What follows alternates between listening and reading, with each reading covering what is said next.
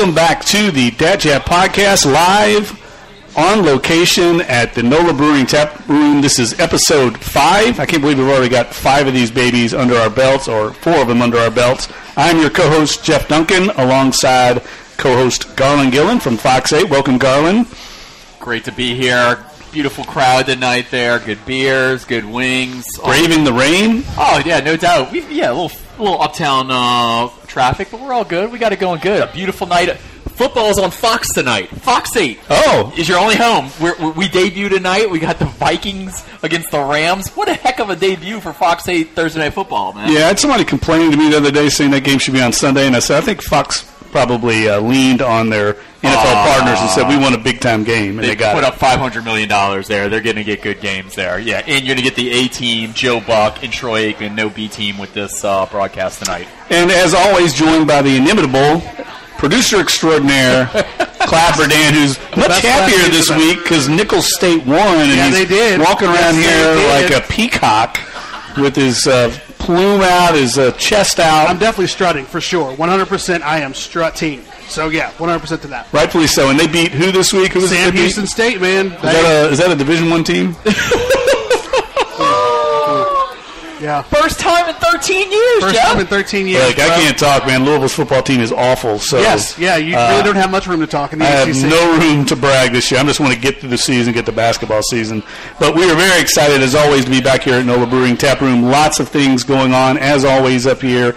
Lots of great drinks, great food from McClure's Barbecue. They've got a new beer that's going to be available tomorrow. It seems like every time we come in, there's something new that they're rolling out. And this one I tried to get my paws on, but Nikki told me it was too early because the release is tomorrow at 11 o'clock. Solitary Jim looks like exactly the kind of beer I would like, an IPA, one of those double hoppy IPAs.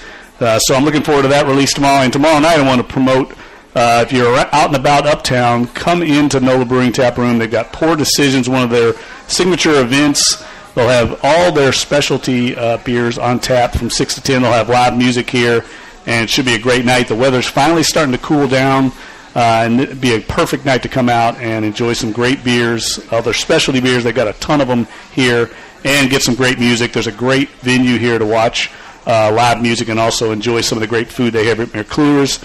That's tomorrow night, Friday night, Poor Decisions here at the NOLA Brewing Tap Room. All right, guys, we got lots of stuff to talk about, as always. A big win by the Saints last weekend. We've kind of reviewed that a little bit on the pod on Monday night, but I do want to get your thoughts, Garland. Didn't have a chance to talk to you about it. What did you think of that game by the Saints? There was kind of good and bad coming out of that game. It was whoever had the ball last was going to win, and when they won that coin toss in overtime, I was like, game over. It's over with. They're going to go down and score a touchdown. The Falcons' defense is so depleted with injuries, and they lost another guy in that game against the Saints. They're going to have to outscore opponents all season. I know you could probably say the same thing about the Saints right now, but I think the Falcons are much more trouble right now with being 1-2, dealing with a ton of injuries there. I think the Falcons right now are not going to make the playoffs there. I think they're going to be the outside looking in because of all the injuries they're dealing with. The big thing we've talked about, y'all talked about it on Monday. I listened to the podcast when I was on a fantastic jog on the streetcar line on Tuesday. One thing y'all point out is the cornerback situation. How is it going to get rectified going on in the future with P. Rob probably out for the season, P.J. Franklin, Ken Crawley? Who's going to be that guy? That is going to be intriguing when you're going up against Odell Beckham Jr.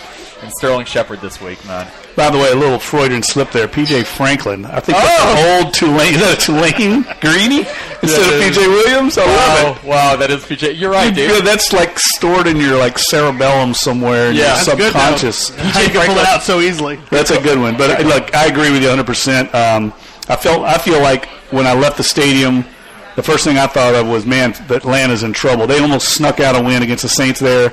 But losing Ricardo Allen, I don't know if they're even going to have a winning season this year. They're going to have to do exactly what they did against the Saints, and that is hit a bunch of big plays and hope their passing game carries them because they can't run the ball and they can't stop anybody on defense. And it's not because they don't have good defensive coaches. They just don't have the horses right now defensively to stop anybody. I look at them right now and think they're the legitimate fourth-place team in the division going forward. But we'll see. A lot of football to be played. They got a big game this week against the Bengals over in Atlanta, so we'll see how that plays out. I left that game also thinking it's inevitable now that Drew Brees is going to break this record, right? I mean, that's the big story this week. Drew Brees, as everybody knows, and it'll be the big story next week. He's 417 yards short of Peyton Manning's all-time passing record. That's a big one. I mean, that's one of the hallowed records in the NFL. Peyton Manning didn't have it for long. He had it a couple of years. He's going to probably pass Brett Favre for sure to move into second on that list. I don't know if he'll get to 417 this week. That's a lot of yards. But I do think it's inevitable. It's either going to happen this week or next week. I'm amazed how Drew plays it off. I know he knows these records, but I watched the interview yesterday, and he's like, I don't know what you're talking about. Yeah. The completion record, he was like, I don't know what you're talking about. I have no idea. You passed Brett Favre. I know you know that record was coming there. 417, that is a lot of yards. But you know what? With Mike Thomas in the targets he's gotten and the catches, I think anything's possible. But the Giants' defense, does it really scare you? No. But they do have some guys in the secondary. I mean, they got Landon Collins. And the thing that could possibly happen in this week is another shootout with the Giants and Saints, and he could possibly pop that yardage there, especially with this being Mark Ingram's last game before he comes back. It could be another score fest this week. And at this point, we don't have any. With the 3 games that we have, and it's hard to believe that we'll be 4 games in, a quarter of the way through the season already by the time we get to Sunday. But you're right. I think at this point, we have enough evidence to know that at this point, we shouldn't ever go into a Saints game right now thinking that it's not going to be a shootout. That's not going to be a track meet with 40 points. Crazy stats between Michael Thomas or Alvin Kamara remember, we've talked about a lot about the Giants. We haven't talked about Saquon Barkley. I mean, obviously he got together last weekend, and he's turning into the player that the Giants obviously wanted to use that high draft pick on. So I think at this point we shouldn't think that this game isn't going to be any different than the 3 other games that we've seen already this season. Yeah, look, I saw a guy on Twitter, a scout on social media this week, compare Saquon Barkley to a cross between David Johnson and Shady McCoy. That's pretty elite company, 2 of the best backs in the league. And Saquon Barkley, if you've seen any of the highlights, I mean, the guy is phenomenal. And I think that's where it starts for the Saints this week. They've got to stop the running game. Now, they've been playing pretty good run defense, but they haven't played a lot of great running teams. They haven't played very many good offensive lines so far. And the Giants, we all know, historically have offensive line issues. They still haven't got it rectified. But I think that's the most important thing. If they can shut down Barkley in the running game the way they did Atlanta, then I think they can make them one-dimensional and they can scheme up against that great passing attack. But if they start letting Saquon Barkley leak out and get some big gains, it could be you're right, Clyde. I think it'll be a shootout because I don't think there's any way the Giants can consistently stop the Saints. Going back to Brees, I also loved yesterday in the locker room that Drew Brees said it's not out of the realm of possibility that he could complete 80% of his passes for an entire season. That might be a little wishful thinking, but who's the bet against him, man? 80% easily would shatter any kind of completion percentage record there. But when you have Mike Thomas, it'd break his. Yeah, with Mike Thomas, 40 targets, catching the ball 38 times. I think anything's possible. And then you get Austin Carr, who's getting a lot more work now. Cameron Meredith is starting to get a little more Traquan Smith. This offense is completely unstoppable. I listened to some national guys say that Michael Lombardi, who works for The Ringer, I was listening to him this morning.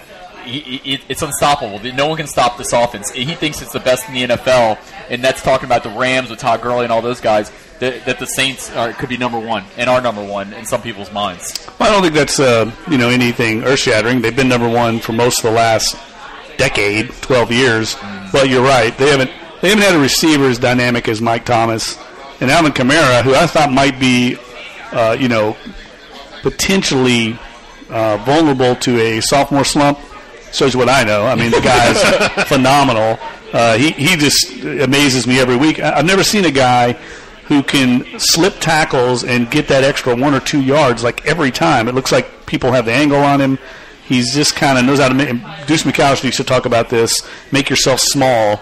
He knows how to kind of do that. Dip his shoulder, slide his body sideways, get between a tackle, and those extra yards that he gets are big, and it happened a lot last week. Some of these little hidden plays where Mike Thomas would slip a tackle in open field, Alvin Kamara does it, and they get say on second down, 2nd and 10, they might get 8 yards instead of 6, and all of a sudden it's 3rd and 2.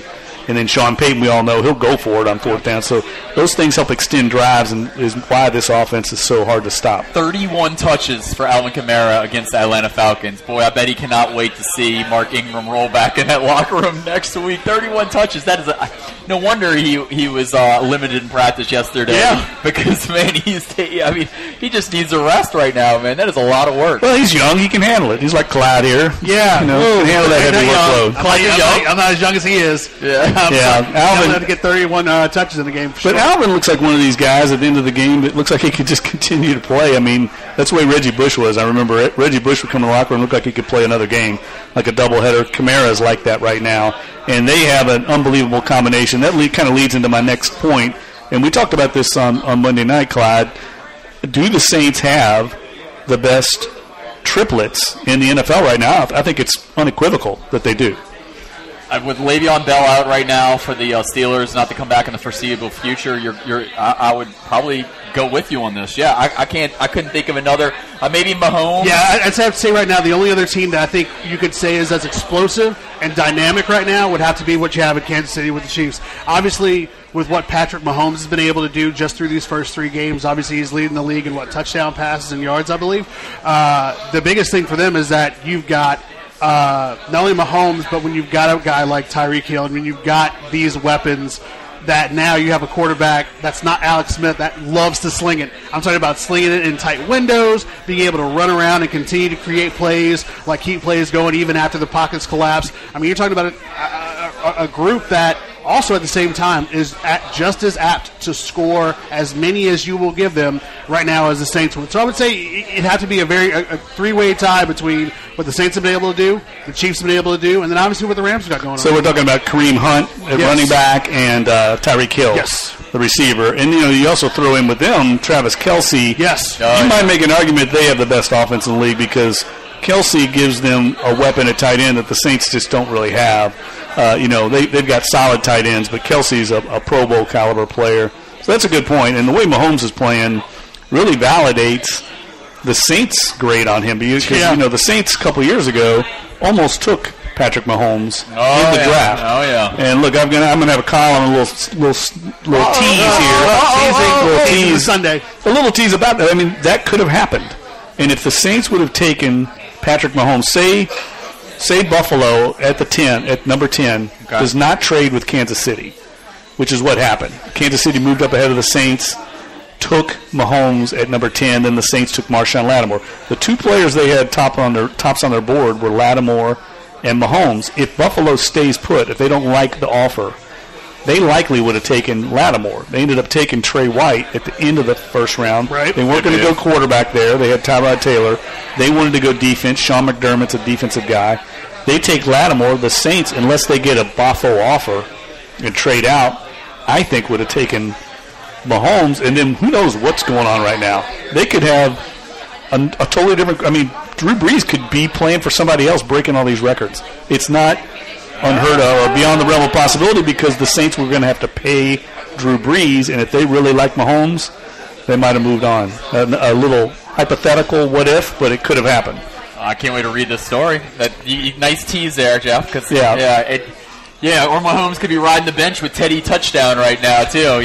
We'll see in the end of the season what Teddy Bridgewater does there. But right now they're that Teddy Bridgewater story kind of fizzled pretty quickly. I've never seen such craziness in a fan base when they signed a guy and then no one talks about him at all now. Well, I mean, what were you going to expect at that point in terms of the fact that we had talked so much about the backup quarterback situation in fall camp, and then after last year of just knowing Chase Daniel wasn't going to come back, and Tom Savage and Taysom Hill and what we were going to do, and then Teddy Bridgewater, should I say Teddy Twinspans comes along. Teddy Twinspans comes along. That's like the nickname master. Yeah, I'm a nickname wizard. It's crazy how that works. I like Teddy touchdown, but it's one of those things where it was only going to be a story for as long as it needed to be a story until the season started. And then with the way that the season has started now, you got Drew Brees throwing for an insane amount of yards. You got Michael Thomas proving that he's arguably the top wide receiver in the game. It was only going to be a story for as long as it needed to be a story, which, again, knock on wood, is the idea that Drew Brees wouldn't be playing at this point. You need to have an adequate backup.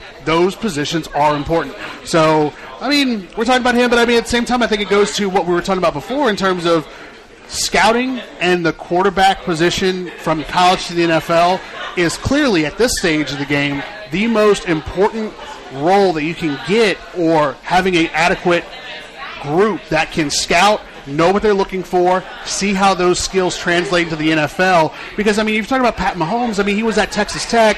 He was, he was in the Cliff Kingsbury system, which you're talking about. Baker Mayfield was in that system. You're talking about a bunch of guys, Case Keenum, all these guys who were in these, that were under Cliff Kingsbury at that point. How many of these guys are going to pan out? Because you always wonder about that in that high-octane offense in college. But, I mean, clearly, going forward now, you've got another couple of years with Drew, but you've got to at least start looking out and projecting out of who is going to be that next guy who's in who's in college right now. Because I think the biggest thing, I guess we can get to as we get in college, but obviously what's going on in Clemson with Kelly Bryant and Trevor Lawrence. I mean, you could be seeing the future right there, but you don't know. Well, my point is that I think Teddy Bridgewater is going to move on after this year, and he's never going to play it down. I know he's the backup, but is he really the backup? Because Taysom Hill is getting working. Well, I asked Sean Payton that exactly that question, and he said, yes, Teddy Bridgewater is the backup. And I really believe, in my heart, the reason they brought Teddy Bridgewater in was not necessarily that they said he's the quarterback of the future. I think they said, we want to get Taysom Hill on the field this year and use him in all these different ways as opposed to just being a quarterback. And they needed a backup quarterback in case Drew Brees went down because they're using Taysom in so many other ways. And, Jeff, if Teddy Bridgewater leaves, they gave up a 3 for him. If Teddy Bridgewater leaves, the Saints will probably get a compensatory third-round pick in a year or so. Maybe. I don't think the Saints have never gotten any compensatory picks because they do so much in free agency to get players back. They've always, spent as opposed to, let their free agents walk. So I think it would be highly unlikely, but it could happen if he were to leave. I don't think it's a done deal, put it that way. I mean, first of all, Teddy Bridgewater has to go somewhere and play very well. Mm-hmm. But if I'm Teddy, I want to go play. I don't want to sit. I mean, Drew Brees is showing no signs of slowing down at all. And every year that Teddy Bridgewater sits is another year of earning power gone, another year of performance. The guy's already been through a lot. I think he's going to want to go try and find a starting spot. That's just my opinion. It's not him talking. I haven't talked to him about it, but I just think that's how he'll operate in this offseason. Brees is having a phenomenal start. Well, how much of that also do you think is also because even if he doesn't play, if he gets a full year back in the NFL of just going through an NFL season, even as a backup, that's at least quality for him because you're talking about such a devastating knee injury that he came off of. At least if he goes through an entire season, as a backup, getting work in practice, being on the sidelines, being the quote-unquote possibly the backup, some team is going to come calling for him because at that point he deserves to be able to go and play. And I think it's kind of a twofold kind of thing. It's like you bring in somebody who could play if Drew Brees goes down, but at the same time though you're continuing to give a guy like Teddy Bridgewater, who has been through a lot, the process of being able to be back as a bona fide NFL starter, which he has shown he can be. Well, we might as well talk about Taysom Hill right now because we've kind of we got we got to talk about my man crush, Taysom. I'm gonna go walk outside for a second. I'll come back in about 5 minutes when you're done. I want y'all's opinion on this. Don't you think it's inevitable? It could happen this week. I don't know. It's going to happen next week. It's going to happen in the next week or two. He's going to throw a pass. He's going to run that read option and pull the ball in, and he's going to find somebody. And somebody's going to be wide open because everybody's been scouting him to run the ball. And I think he's going to throw a touchdown pass. I think it's going to happen. I'm waiting for a defense. So Brees doesn't even move when these plays happen. I'm waiting for the corner that's guarding Brees just to jam in and make it 11 on 10. And so Brees is standing there by himself. And he's like, and then they got to throw it. Or will they throw it? Yeah, he's been told not to throw it. Told not to throw it. So I'd love to see him force their hand and make Drew Brees catch a pass. But the play that the Browns ran in Thursday night last week, where on the 2-point conversion, where that could easily be a play that you could see the Saints implementing on maybe a 4th and goal situation, or maybe something close to that, where it's like you get Taysom Hill, or you get a bunch of guys, going in motion and shifts, and then like Taysom Hill gets the ball, and the next thing you know, you're throwing it to Drew Brees in the back of the end zone because everyone's like, oh, you're not throwing it to him, wide open in the back of the end zone. Well, he really is a weapon that I think is like the wild card. He's like the old Slash with Cordell Stewart. He brings an element that not only in the game is effective because it forces teams to try and have to defend him, but also during the week leading up, you've got to prepare for that. Yeah. So it takes away from your preparation of everything else. And so I think it's brilliant. I have to give a lot of credit to Sean Payton and the Saints coaches for implementing it, because a lot of coaches, I think right now, and I love Mike McCarthy, but I think in Green Bay, Taysom Hill would just be sitting on the bench, and they wouldn't be using him the way Sean Payton is using him. You're right. So I really think you have to give them credit for utilizing a weapon. Now, I'm kind of intrigued. I wanted to get your all's thoughts. Brandon Tate was signed this week, and Payton was kind of coy about that. He didn't want to say if Tate would be used on kickoff returns. I don't know. What do y'all think? Why would you sign Tate unless you were going to use him on returns? I will say this, Jeff. That was like the shocker of cut day, right? Right. I never forget. I was in Dallas getting barbecue the day before the LSU-Miami game, and I see the breaking news alert on my phone. Brandon Tate got cut. And that showed me, like, we don't know anything anymore because I was told Brandon Tate. Once again, this is twice now. Yeah. I was like, Brandon Tate was a lock to make the 53-man roster. Every time he hit a kickoff that was big, I could see a tweet. Well, that guy's going to make the roster. He's got to be back on punt returns at least. There's no way you should not put Alvin Kamara or Ted Ginn Jr. out there taking those kind of hits. On kick returns, at least it's Taysom Hill. He's doing a good job at that. Keep him there. Brandon Tate punt returns. Alvin Kamara's already touching the ball oodles amount of times a game. You don't want Ted Ginn Jr. back there. Maybe has a fumble here or there. Let's put him on punt returns, and I think that's probably what you should do, right? Do you all think it was mainly just to take a few more touches away from Kamara? Because I think that's already starting to be almost a issue. They got so many touches with Kamara. You take him off of punt returns at least, and they don't. It seems like they don't even want Ted Ginn back there. He looks shaky to me every time he catches the ball. And you have to pay a player less if you cut him during the he's on the original 53. You got to pay him more than if you pick him up in week 2, week 3, week 4. So the Saints are saving a little money signing Tate later on, correct? Right. Yeah, that's correct. A veteran like that gets guaranteed his full salary. I can't see him taking. I don't think Taysom Hill's done anything wrong on kickoff returns. No, I think there's a punt return thing. And I think there's only so much risk that you can say that's already inherently involved when it comes to whether you're a punt returner or a kick returner. Not every return is going to be fair catch. Like, it's not going to go through the back of the end zone. You're going to have to make a play on it. And I think there's already an inherent risk when you talk about whether or not it's a punt return or kickoff return. There's only so much you can put a guy like Taysom Hill, regardless of whether or not you like him back there, in that situation, because one tackle can easily change everything. And I don't think you want to put your so-called either third-string quarterback or first-string H-back or whatever in that position to know that he could take one hit and his season can either be very limited or over. So it just depends on how it goes. Well, he took a hit in the game on Sunday. It wasn't a hit necessarily to his body, but he got tripped up, and I don't know if you all saw it. But he flipped over? He kind of face-planted right on the turf, and I thought, ooh, that's going to hurt tomorrow, because he really took it on his neck. And, it's almost a collision every time on a kickoff return. All right, moving on. Let's talk a little bit about Mike Thomas, because we touched on him in the triplets part, but what he's doing now is just ridiculous. 38 catches, 398 yards, 3 touchdowns, and I can't quite get over the fact that every game this guy's producing, he's a fantasy football owner's dream. Absolutely. Because he's consistent every week, putting up huge numbers. I don't think we've seen anything like this in the Drew Brees, Sean Payton era. Marcus Colston obviously was a great player, but nothing like what Mike Thomas is doing. So I think the question I have for both of you all, is he the best receiver in the NFL? I mean, Julio Jones is an incredible physical specimen, and I would argue if you put Julio Jones on the Saints, he might break every record in the history of the NFL, but he's not on the Saints. And I think the question I have is Mike Thomas that great, or is he in a system that exploits defenses and has a Hall of Fame quarterback throwing to him? With the other weapons that the Saints have at receiver, that's the most amazing part. Mike Thomas is obviously the number one. I mean, the other 2, 3, 4, and 5 options for Drew Brees are way down. Julio Jones didn't get as much targets last week because Calvin Ridley was getting all the work. that's the amazing part for me is that Michael Thomas is doing these numbers. He's the guy. They should be double teaming him. The tight ends aren't making a lot of plays this year between Ben Watson and Josh Hill.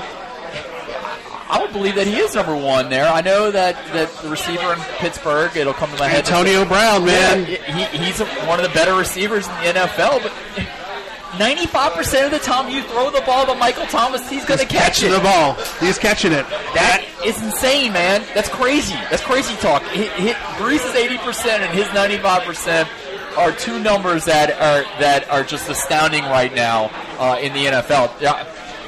They're gonna have to make some moves here soon in the future. Oh yeah, what are they gonna do with Michael Thomas? His contract, he's easily gonna get number one receiver money there. He's gonna blow out all the other OBJ's contract. It's gonna be 10, 15 more than that. Can they pay him while paying Drew Brees and they're still paying Cam Jordan? It's gonna be tough. They haven't really done that. You know, they paid Marcus Colston a decent contract, but you're right. It's gonna pale in comparison to what Mike Thomas is gonna command.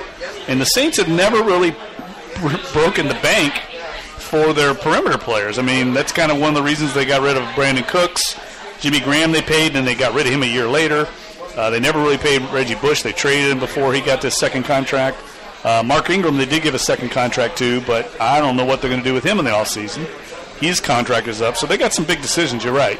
And Mike Thomas is the biggest one. And I think, knowing how much influence Drew Brees has, I think he's going to barter hard and bargain for Mike Thomas. He might be his biggest agent.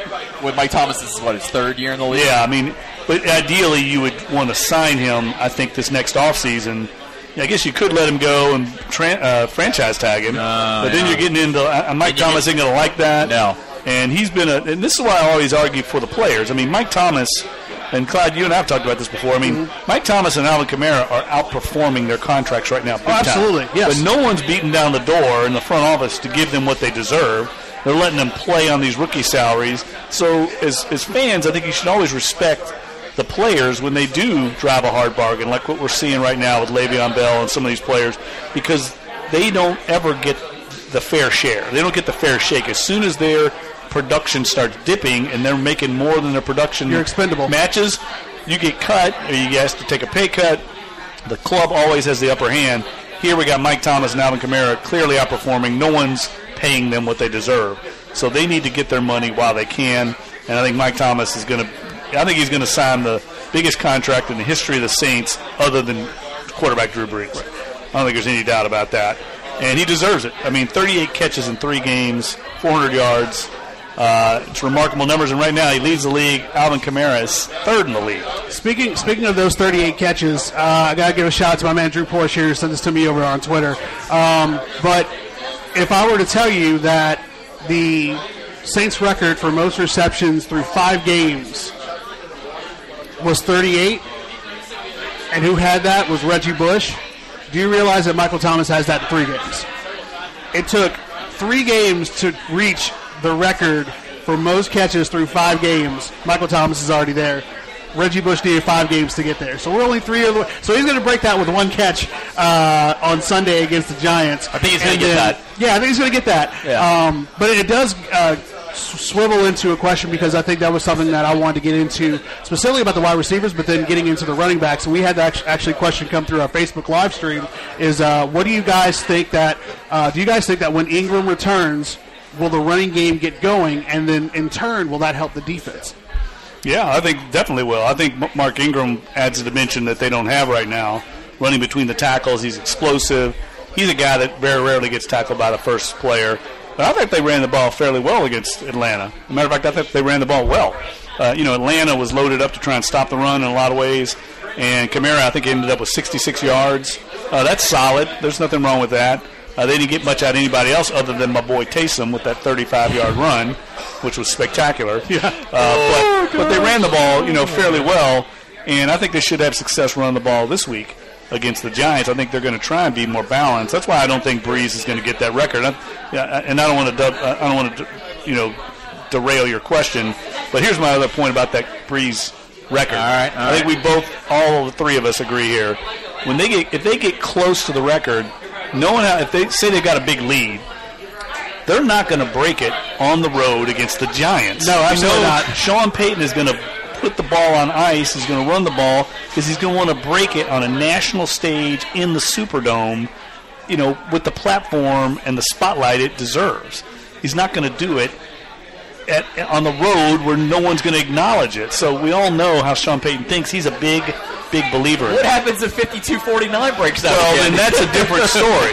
That's a different story. Then he's going to break it. Yeah. But if they've got control of the game, they're going to want to break it at home. And Sean Payton is a king of that. I don't hate that take. I mean, it's true. You just have to hope at this point that it's not a track meet and it's like 24-21 kind of thing. Yeah, it is MetLife Stadium where the wind's probably going to be swirling even in September. Yep. It's not the Dome. So, yeah, 52-49 probably will not happen again, at least this weekend. But you're right, 4-17. And for the sake of the Saints defense, hopefully it's not. Well, I don't know who's going to be playing corner on the other side here. P.J. Williams, I'll get it right this time, instead of, P.J. Franklin. Yeah, dude. Legendary Tulane receiver. Come on, man. Yes. Todd Graffinini would be on me if I didn't That was get classic. But, Ken Crawley or P.J. Williams this week. We'll see who's on the other side. But it could be a track meet again this week. Get ready. Well, the weather forecast, just the early forecast, we know this is probably about as accurate as my picks in the college and I'm glad you pulled it up. 75 degrees and partly cloud. 71 degrees and sunny on Sunday. So looks like good weather. It's supposed to rain here later this week in New York. So that would be good for everybody involved if we got no bad weather. Because I remember covering a couple of games up.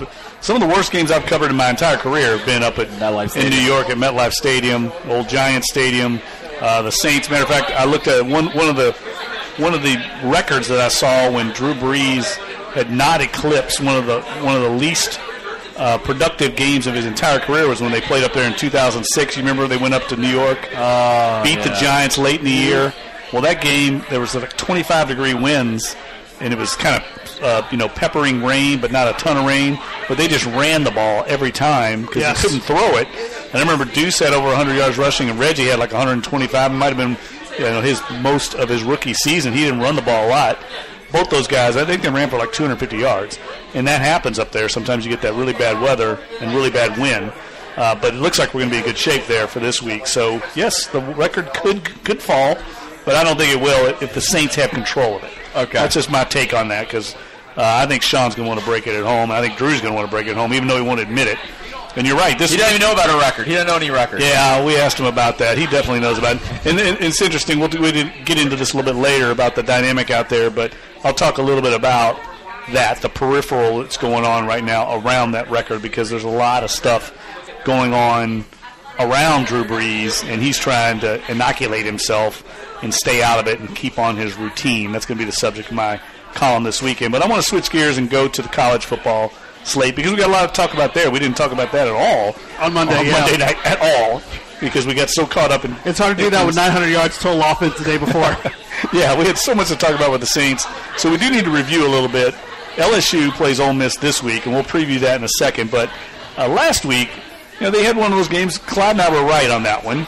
We felt like they were going to, win the game but not cover 20 and a half points.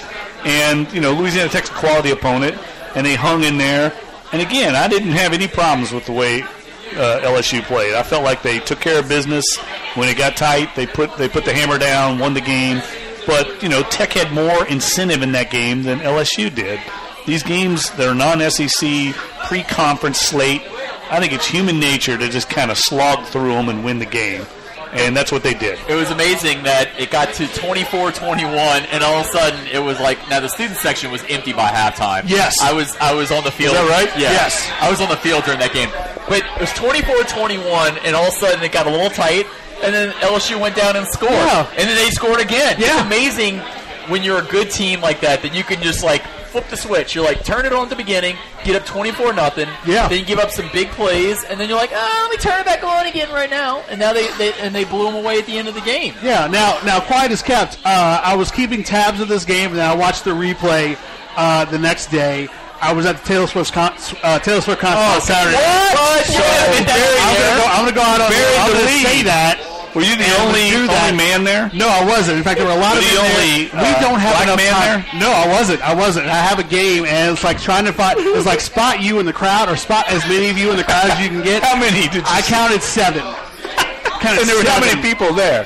53,000. Apparently, it was the largest crowd to see a female act in the Superdome ever. 7 dudes in the whole crowd. No. 7 brown dudes who look like me, like nice and round. That's where. And that's more than I would have guessed. I know. I would put the over/under on that at 3. Because I will tell you right now, Taylor Swift has a very key audience, but there's some outliers there, and I saw them Saturday night. So that was where I was. I was keeping tabs. Did you babysit? Did you bring 5 teenage girls? No. What are you doing there? Even better, that was my wife's birthday present. With some really decent 100-level tickets to see Taylor Swift, and all right, you're off the hook. Quite as kept. It actually was not a bad concert. It was all right, but that's for another day. But so yeah, exactly. So in watching and seeing how the game unfolded, first just through the stats, and then watching the game again, you're right. That game went about as much as you expected in terms of LSU played really well early, went up really big early, and then took their foot off the gas and tried some different things, and when they did that, that's when Louisiana Tech found its best footing, both offensively and then sometimes on defense, because LSU tried to do the same thing. LSU tried to, try to do some, different packages and things like that, and that's fine too, but, you don't realize until you get into the third quarter and Louisiana Tech comes back and pulls within 3, and then you're like, oh, all right, well, let's just go back to our bread and butter call today, because obviously between Clyde Edwards-Helaire and Nick Brissett, I think two of the better running backs in the SEC on one team, which is crazy to think of. Played an exceptional game. I thought Joe Burrow still played well. And again, I feel like when we talk about these games, and a lot of people look at, it's just Louisiana Tech, we'll leave at halftime, which is exactly what you're saying. That was the biggest thing. Student section was half empty. It was 2/3 empty. Exactly. By the fourth quarter. And so LSU fans want to tell you about, we're just going to steamroll Tech by 24, and then we only need to stay for 2.5 quarters, and then we'll leave because we'll put 50 on them. Not against Louisiana Tech. You want to say that against Southeastern, and you almost couldn't say that against Southeastern? You can't say that against a Louisiana Tech team that was also undefeated coming into this game with a quality quarterback. Their quarterback played really well, and a defender who people are saying could be one of the top 10 draft picks in next year's draft. I mean, you have this is a quality team, and that's what frustrates me so much sometimes about these non-conference, out-of-conference games, because you want to say, because fans want to say, we take it seriously, and then you leave it 3/4 of the way through, and then you look at the score, and it's kind of like, well, why didn't we play better? Because you played a better team, but you didn't stay long enough to see a good Division I team play LSU pretty well. It has nothing to do with the fact that LSU took their foot off the gas. It's the fact that you're playing a quality team. But you didn't see it because you weren't there. Man, we need a soapbox over here. One last question. You're on a rant. On a roll. One more serious question, Clyde. Yes. Did you shake it off on Saturday night? I did. I shook it off with Taylor Swift. I shook it off with Taylor Swift, I have no idea Camila Cabello, and Charlie XCX. They were the opening acts that night, so it was really, really good. And I can tell you right now, that joke will never go out of style. I'll tell you that. Jeff went to the Drake concert. To get control of this podcast. Jeff went to the Drake concert on Monday night, so y'all are even, right? Yeah, I can tell he's got enemies. Got a lot of enemies. I did think of you two guys, though, at the Mercedes-Benz Stadium on Sunday. That place is beautiful. When they told us and it's better the for night soccer. before, or few nights before, Atlanta United, bro, had 72,000 fans at the game. That was a big joke on Twitter. Was that all the fans that they thought a soccer game was yesterday, and none of the fans came back the next day because the Falcons. Is that normal? Yes. Well, so here's. Or is that just some special? So I'll do this very quickly. So Atlanta United, they really only seat about 40,000. So their upper decks, they usually have those covered with banners. But they do have a handful of games every year where they open up those upper sections to try to break the attendance records in MLS and among just soccer worldwide. And I think that was their 5th or 6th 70,000 attended crowd this year. That's crazy. I went to one. It was completely packed capacity crowd, like 42,000, and they didn't have the upper deck. I'm telling you, man, Atlanta United soccer is a big deal. It's a fun time, by the way. It's awesome. Shout out to Footy Mob. Shout out to that group. Real good stuff. I love when he does just shout-outs. Shout out to the Footy Mob. Shout-outs. So it was funny. That was a joke I was making. With the Freddie Mob. Footy Mob. The Footy Mob. Kind of like Footy Mob. Yeah, that's how it works. But that was a joke I made on Twitter on Sunday. I was like, man, I didn't realize that like everybody went to the Atlanta United game on Friday and didn't want to come to the Falcons game on Sunday. Well, there's no doubt a lot of jokes were made in the press box that night. Now let's switch gears back to Ole Miss LSU. Oh, yeah, that big game this week. I don't even care about the game itself because I think LSU is going to wax Ole Miss. Ooh. I know LSU's got some offensive line shuffling to do. I know Ole Miss is a big rival. LSU's way more talented than them. But if you're going to the game or if you're going to watch the game, or if you're an NFL fan, you don't really care about either team, huge matchup in this game. Greedy Williams against A.J. Brown, receiver for Ole Miss. I'm looking right now at the top 10 draft picks by CBS Sports for 2019. A.J. Brown's the number 6 overall pick in the entire draft, and Greedy Williams is number 8. And I'm sure they're going to be matched up a lot in this game. Ole Miss has got 2 or 3 really good receivers. DK Metcalf, Lodge. Yeah, and you got Christian Fulton for LSU. You got good DBs. That's what I want to watch. I want to watch that matchup when Ole Miss has got the ball and LSU is going to be matched up, I'm sure, man to man. And it's going to be fun to watch. Who shuts down who? Because these guys are all going to be playing on Sundays, and Greedy Williams is as good a corner as LSU's had, and he hasn't been challenged much this year because he's so daggone good. No one wants to challenge him. I think Auburn challenged him a couple times and he got burned. Mistake. But Ole Miss can put up some points. They can. They can't play any defense at all, though. That's going to be the problem. Is they're going to be playing from behind the entire night. Tamu is going to probably put up like 300 yards past them. DK Metcalf, A.J. Brown, Demetrius Lodge. I think it's Demetrius Lodge. Yes, that's right. They're gonna put up some numbers. It's just not gonna be enough. This could be like a 42 to like 14 game, maybe 21. I don't know. This isn't. I know they've ran up massive number. They scored 79 against Southern Illinois. Yeah, but that's because they had to because Southern Illinois was working them. Yeah. At Vaught Hemingway for 2.5, 3.5 quarters, and they had to turn it on late, and finally were able to outrun Southern Illinois. Because that was a much better game than people. Because it was just you're right. Yeah, the game was close. Yeah, so they had to. So it's like, oh, you see the score, but it's like, yeah, but did you see how they were down by 14 points in the second quarter? No, you didn't see that, and that's why they had to literally spend the rest of the game throwing it and airing it out. And on defense, the coordinator is the crime dog. Used to be here for the New Orleans Saints. There's been a lot of chatter that this is going to be the end of the road. He's a really nice guy, but this defense is deplorable. He's going to probably be gone at the end of the season. Yeah, McGriff, the crime dog, he was on the Rob Ryan staff. That's all you need to know. And it's DeMarcus Lodge, along with DK Metcalf, A.J. Brown. All those guys, by the way, were down at the Manning Passing Academy this year, catching routes from all those good quarterbacks they have down there. I like LSU in that game. We'll get to our picks later. Let's turn the page to Tulane, Memphis, which is Friday night. We got to talk about the wave. Friday night special. Last time we had Garland on the program, I dropped the bomb that they could be 0-6, and Garland nearly blew our speakers out. Shocked everybody, scared everybody. The audio guy's scared right now because they come up blow him out again. Yeah, Luke is pacing around the board because it's like, I can't have any of this stuff blow out, please. Luke had to buy all new equipment after that because Garland lost it. But Garland, I don't think Tulane is far off from being 0-6. I think they're going to be 1-5. They got Memphis this week, who they've lost 11 consecutive times to. I'm with that. I don't know where people had these expectations for Tulane. That's the one thing I don't get. I ended up picking them 6-6, and I'm regretting it because I thought they would be more like 4-8, and I kind of hedged to 6-6. I thought 4-8 was realistic. I don't know. The expectations are too high for the program, considering how good the American Athletic Conference is. Memphis has beaten them 11 times in a row. They've beaten them by double digits 7 consecutive times. Their program's way ahead of Tulane. And Cincinnati has really put things together. That's who they got next week. They got to go up to Cincinnati. They're unbeaten right now. They went on the road and beat UCLA. I just don't see how they get a win in these next 2 weeks, and I think they're staring at 1-5 and a real crisis of confidence among the fan base toward what's going on in Willie Fritz's third year. You know it's going to be really embarrassing. This game's on national television on Friday night. There might be... Oh, yeah, it's a national... I forgot. It's on ESPN? Oh, it's a national televised game. This is going to be embarrassing that the nation's going to see that there's going to be 1,000 guys in the stands here for this game. It's not going to be a well-attended game. You know what, Jeff? I don't feel as bad when I made that 6-6 prediction at the beginning of the year because I thought they'd win at UAB. That's a 50-50 game, though, and you're playing on the road. So, yeah. It's easy to lose that game.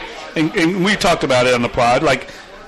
Yes, they could have won it, and they played well, but they just as easily could have lost. Same thing with Wake Forest. They had that in overtime, man. You know what? And Wake Forest is not looking very good right now. Wake Forest has just fired their defensive coordinator. Yes. 4 weeks into the year. Well, they gave up 57 to Notre Dame, right? Yeah. I was at Willie Fritz's press conference when they went to 1-3, or 1-2, and he said they could easily have been 3-0. I'm tired. I'm tired of hearing it's SOT. Yeah, same old Tulane every single year. I get all excited. Say sound on tape. There you go. You're going TV reference out like that, but it's just every single year I get a little more excited, and they got a shot. They can maybe get close to 500.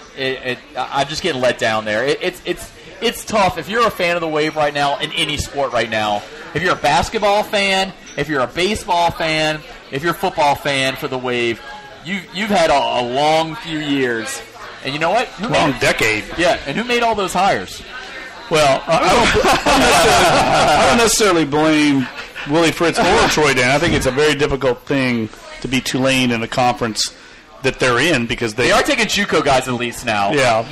Bob Toledo, I sat through numerous press conferences. Bob Toledo would whine and cry about how he couldn't get JUCO kids in there. It was the worst 30 minutes of my life listening to Bob Toledo cry about recruiting problems. At least they're taking JUCOs, so at least Troy Dan is trying to help out Willie Fritz. I don't think that's the answer. I think the answer in Louisiana is getting the 3-star kids that get overlooked that take development and become players. There's a ton of those guys. Well, I think the tough thing about that, though, Jeff, is that if you're a 3-star, depending on that 3-star rating, you're going to get looks and offers from places that might be a little bit better than Tulane, that might be out of state. Like you might be able to parlay a 3-star into going to Kansas. You might be able to parlay a 3-star. But Tulane should be able to get a guy instead of Kansas. They should, but at the same time, you're also fighting with Nichols, Southeastern, Northwestern State. But Tulane should be better than those programs. They should be, but it doesn't. But like this, it's a new landscape. It's a new ball game now, and especially with this new transfer, redshirting. Taking your own redshirt year, 4 games in, like Kelly Bryant clearly is about to do. I think it's 2 things here. I think number one, I think that talking about having higher expectations for Tulane isn't a bad thing because I think after what we saw last year, I think the biggest thing was clearly you felt like they were making the turn. The second thing about that, though, is that I think we devalued or we did not give the American enough credit for how challenging it was probably going to be this year. Clearly, if you look at the American East, there are 2 teams right now who are literally going to be fighting each other, not only to win the American, but to be that New Year's 6 bowl team. And they've got to be at least undefeated or have 1 loss at that point and still win the title in USF and UCF. UCF has a Heisman candidate. Right. Kenzie Milton, yep. Yeah, exactly. So I feel like the biggest thing about what we're talking about now is that Tulane might just might not have the horses to be able to run with this American conference the way it's configured right now, and especially on their side because you've got a Houston team that I was surprised they actually lost Texas Tech. I thought they'd be undefeated by the time they got to conference play because after the way they completely manhandled Arizona at home in Houston, I thought they'd be undefeated going well in the conference play. And they're in the West with you, and then you still got to deal with SMU. You still got to deal with Navy on your side, and obviously this game with Memphis, who's coming in this game 0-1 in the league so far. So do you know who Darrell Henderson is? I know he's tearing it up for Memphis. Darrell Henderson had no idea about this kid. Started reading about him this week. Running back from Batesville, Mississippi. I know where that is. Leads the nation in rushing. 709 yards. Oh, good Lord.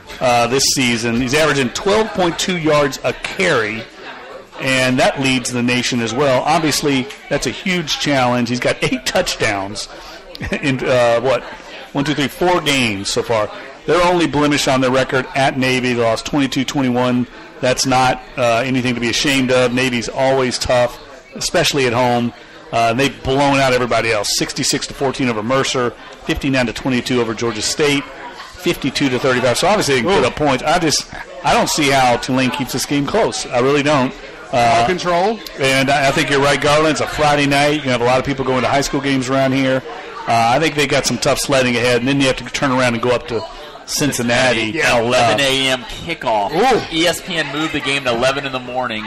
It's either going to be on ESPN2 or ESPN Yield. They're doing Tulane no favors at all with this TV contract. Yeah, so I don't see that happening. But nevertheless, Tulane with an opportunity on national TV to spring a big upset would be huge for the program. But they'd have to snap an 11-game losing streak And like I said, they've lost 7 in a row. Sam Houston. Sam Houston, it's possible. Nichols, You're playing Houston. You're playing at home. You're playing at home. You have a team that should be able to do it. It's possible. Tulane doesn't have Chase Forkins. I think the best thing that could happen would be if it poured down rain tomorrow night and they got into possibility. I think the weather is not supposed to be good the rest of this weekend. It's raining all the time in New Orleans. Yeah, it's raining right now in New Orleans. All right, let's get our picks going because we're running out of time. We've had so much to talk about in this game. When Tom flies, when you're having fun, and when I'm hanging with y'all too, it's just like a dream here. And NOLA Brewing, it's hot in here. It's hopping here tonight. I want to tell one quick story before we get into our picks, and it involves Drew Brees because it's something that I'm not going to be able to work into the paper. But I thought it was a funny story, and it kind of it lends to his competitiveness. It was a sit-down I had with with Sean Payton earlier this year, and Payton was talking about, I asked him why Drew Brees has had such an incredible career, and he started to go into this story about his competitiveness and how he's, we always hear these stories about it, the athletes at the highest level, how competitive they are, but he told me just the day before they'd played golf, Taysom Hill and Drew Brees were on. Of course, Taysom Hill plays golf. Yeah, he's a monster golfer. Of course he is. Big time off the tee. Naturally. So it was Taysom Hill and Drew Brees against Sean Payton and Doug Miller, the media relations director for the New Orleans Saints. They're playing out at City Park, and they're pretty much even for most of the day. And Payton talked about how at one point he teed off first. He hit his best drive, he said, of the entire year. He plays, very rarely, but he plays enough to say he's a golfer. His best drive of the year, Doug Miller followed up, hit his best drive maybe of his life. And then he said, Taysom, who drills it off the tee like a PGA Tour, outdistanced him. And then Drew crushed it. Drew's a very good golfer. He crushed it, and he said it was one of those fairways where you couldn't see your ball land because there was a hill. Right. So they get up on their golf carts, they go over the hill, and they find out all the balls are clustered. 3 of them are clustered in one group, and then there's one ball up ahead. That ended up being Taysom Hill's. And the other 3 were all together, and Brees realized his ball was the shortest of the 3. No. And he said privately to Taysom Hill in the golf cart that he was so PO'd that his tee was not further than Sean Payton and Doug Miller, who are pretty regular golfers and can hit the ball, but they hit the greatest drives in their entire lives, and their balls just happen to be a little bit further than Brees. And they said it bothered Brees so much he talked about it for 2 or 3 holes. He talked about it the next day in the locker room. That's about right. And he said, I've got to start working out harder. I can't let that happen again. And he said it's like one of these burrs under his saddle that he could not allow it. And he said he realized like it was the greatest drive of Sean Payton's life. And it just happened to be about 2 yards further. But it's a little insight into how Brees thinks.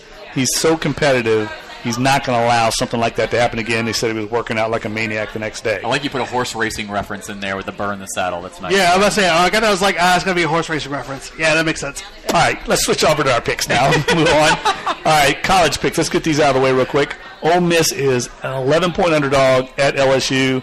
I got LSU in a blowout.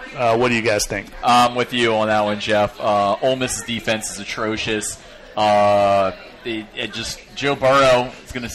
I think he's going to have a strong game. He's going to look really good. This receiving core, we're going to have a 100-yard receiver this week. Yeah, I like that. I like that pick. Yeah. I think they throw the ball on him pretty well as run it on him. Yeah, I'm with that. No, I'm going to make it 3 for 3. I'm going to go with LSU as well. I think the only thing that I think you're going to want to watch about this game that I think we've seen now into their first 4 games is that I worry about the lull factor of trying to get maybe too cute on offense, and then sometimes that leads to a quick 3 and out, and then it gives the opposing team a chance to maybe go on a longer drive, a sustainable drive, take out more of the clock, and that's less of a time that LSU's offense has the ball. But I still think they still cover this pretty easily. Even with Brumfield's out, we don't know about Sadiq Charles. Yeah.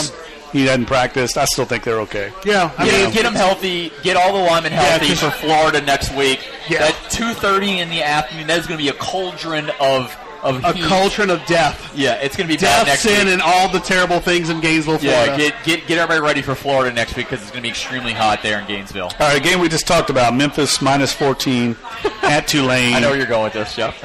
I think Memphis covers. I hate to say it. I just do. They've won 7 straight games by double digits against Tulane. I think they're going to score in the 30s and 40s. I think that's the biggest problem with Tulane. Jonathan Banks hasn't played that well, and they needed him to be great this year. And then their defense doesn't have any dudes on it. It doesn't have when you lose Tanzel guys to the Smart. NFL, man. Yeah, it doesn't have Perry Nickerson. When you lose the mayor, uptown, man, it's a hard thing to replace. It's a tough thing to replace, and you've got to be able to have guys in the stable that can do that. But I mean, it's tough to be able to find guys. I mean, to have guys come in right away who are replacing guys who are now in the NFL. You're right. That's exactly right. That's why I think they're going to struggle to stop Memphis, and the point total is going to get out of whack. Now, maybe they get a backdoor cover and lose by 10. I don't know, but I just can't see them come within 10 points of them. That's what I'm going to go with, the backdoor cover, because obviously Ohio State totally outclassed, but their other two losses were by less than 14 points to Wake Forest, who's a pretty good team, and the UAB, who's a decent team. So I'm gonna say they still lose, but they lose under the number of 14. I'm going to go with Memphis on this, and the only reason why I that's almost an airtight case that you gave.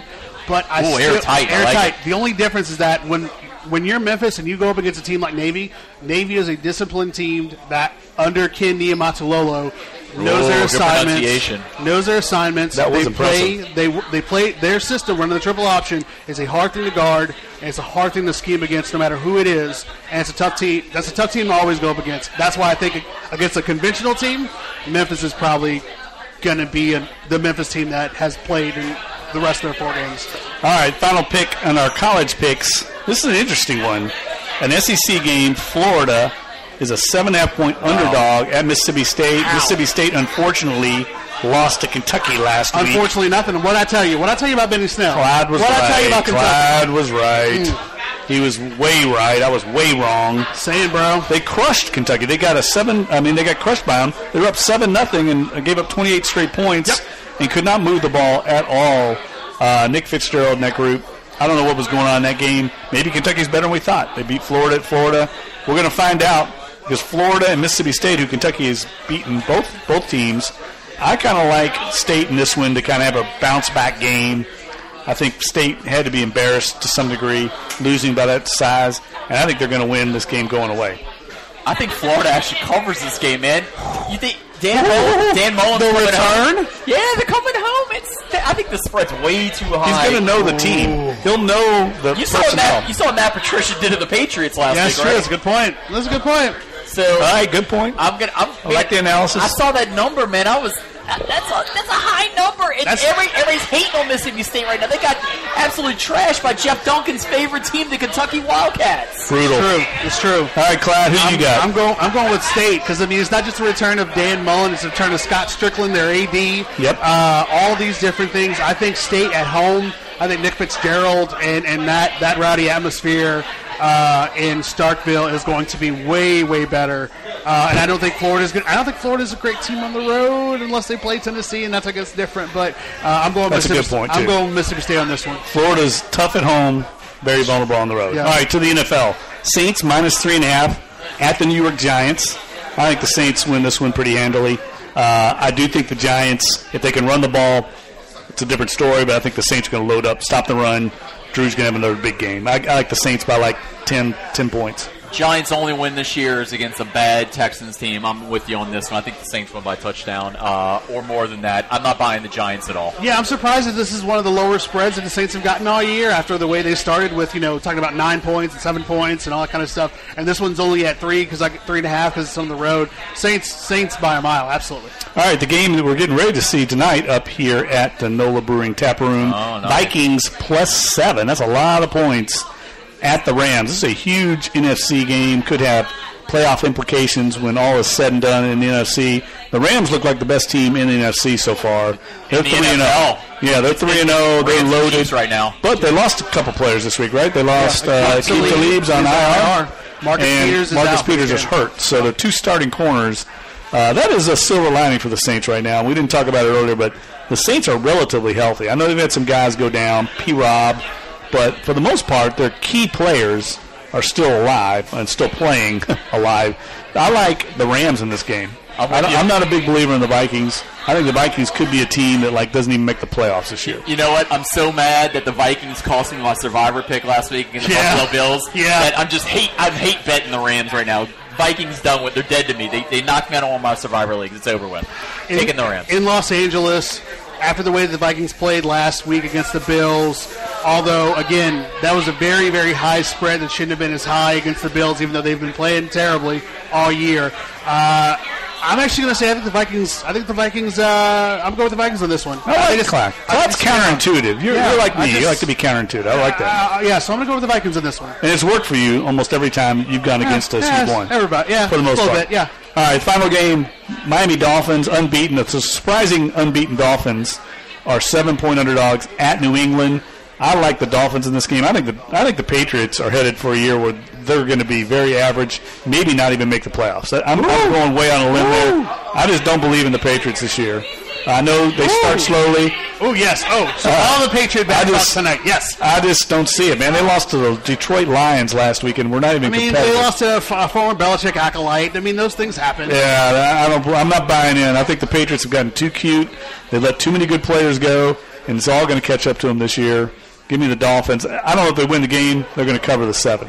I think the Patriots win this game. You know what? I'm going to say 4 points that they win by. So I'm going to go Patriots to win. But the Dolphins, Dolphins are 3-0, but they're like a paper champ 3-0. They're like one of those Mike Ditka teams that started 3-0, and everybody's like, "Oh, Saints are 3-0." I remember I was in college at the time. It was in the late '90s. They're like, "Oh, they're undefeated 3-0," and then they pooped the bed. I saw a stat yesterday. I think it was from ESPN Stats and Info. I think it said that through the first 3 weeks of the season, the Patriots are 28-9, but then after this, they're like 31-2. They're almost impossible to beat. They're almost impossible to beat.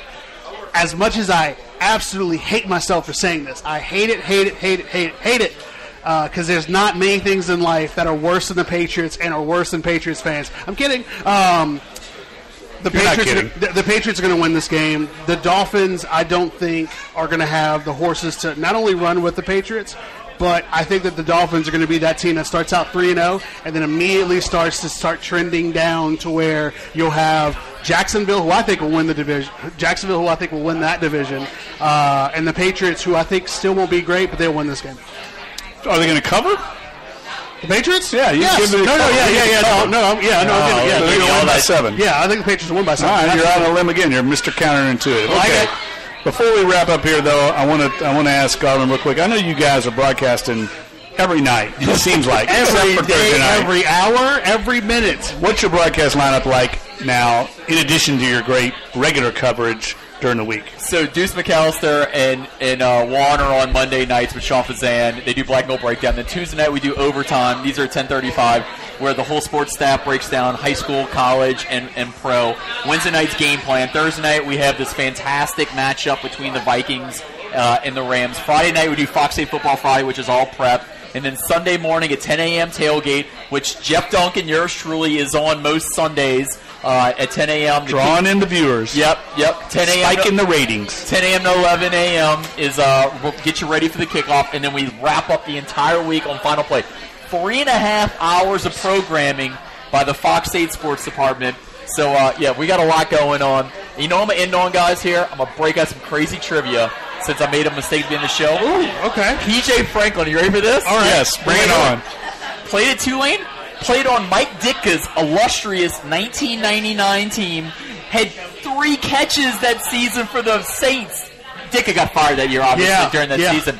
PJ Franklin played on the team. He played for one NFL team, so there we go. That's great trivia. That's incredible symmetry. You learned more tonight about PJ Franklin than you ever learned the rest of your life there. Well, yeah. And it's stuck in your brain somehow. I don't know where. Because of those catches he made for the 1999 New Orleans Saints. The Mike Ditka era, or should we say error, for the Saints. So I'll leave you on that. All right. Tomorrow, don't forget, Solitary Gym debuts here at NOLA Brewing.